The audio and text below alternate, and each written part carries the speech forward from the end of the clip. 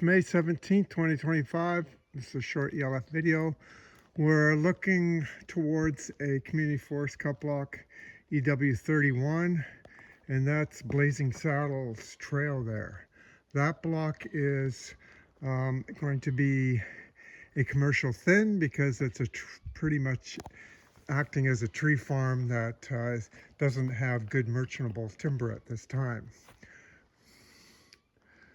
Between the block over there and along this Blazing Saddles Trail, we're going to show you an area that we would like to recommend become part of the Community Forest Conservation Network. So you can see we're walking through this type of scrub forest that's been logged. The trees are very small and there's not much diversity. As soon as we get to this section of the trail, we're entering into an older forest. I would think age class 6 or 7. There's the sign Blazing Saddles up there. Now we're entering into this area between the block and Wilson Creek. Now, to add this to the conservation network would meet a couple of the values or objectives of a conservation network. And that includes connectivity between different areas. So this would provide connectivity from Wilson Creek towards Chapman Creek. There's nothing set aside in that particular zone. Plus, this forest has never been logged. It's a dry site, so you're looking at small trees here, but they're actually probably quite old. The presence of all this downwoody debris and standing wildlife trees is another indicator of an old forest. Now, there is an old growth management area to the south of here of the similar forest conditions. So the conservation network would also connect with that AGMA. Here's some remnant western red cedar that was subject to a wildfire, so the disturbance in here is natural from the wildfire. There's no logging disturbance that we can see as we walk through here.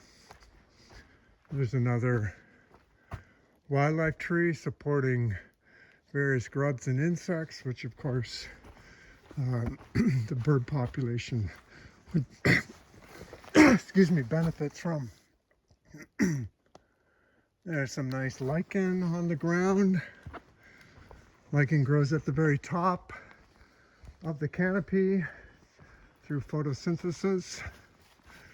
And then when the windstorms that gets blocked, knocked off the top of the trees and comes to the bottom of the forest floor here, where the elk and the deer will then wander through and browse on the lichen. It's a very high source of vitamins for them and minerals, essential building blocks for those large mammals. So we'd like the community forest to reevaluate this area along with their EBM planner and consider a new addition to the conservation network.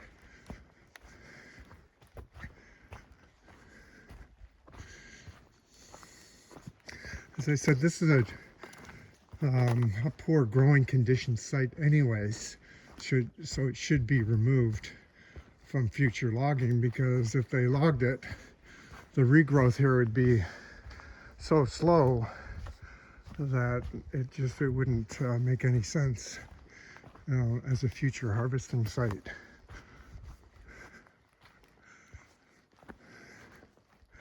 We have fir, hemlock.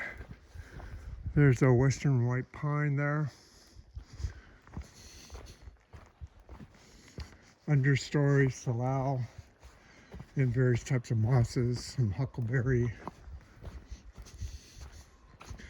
So this Blazing Saddles Trail would also then become part of the conservation network. There's a divide here, goes to the right, which I've never ventured down. Looks interesting, but that would lead to the Ogma in that area. And then this part of the trail, there's the dog Rico.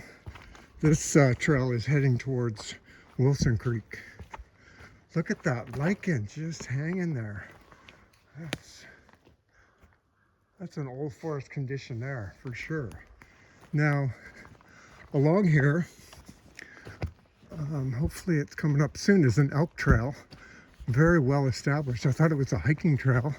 Turned down it, and basically it just heads into the bush where there's a cut block that's going back up. The elk make their way through there because that's the way they traverse this landscape, north and south. I'm going east to west on this trail.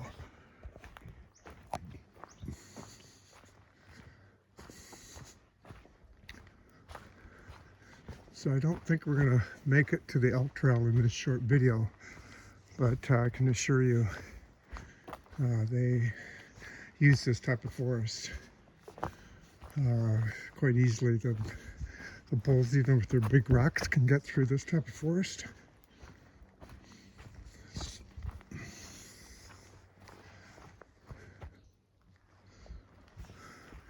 So there you have it, a beautiful Wilson Creek Watershed forest that would benefit from long-term protection. And another tree farm off there in the distance where it's lit up. So this is a bit of an island amongst cut blocks and tree farms. Thanks for watching, and let's get this area locked away, and it deserves to be part of the conservation network.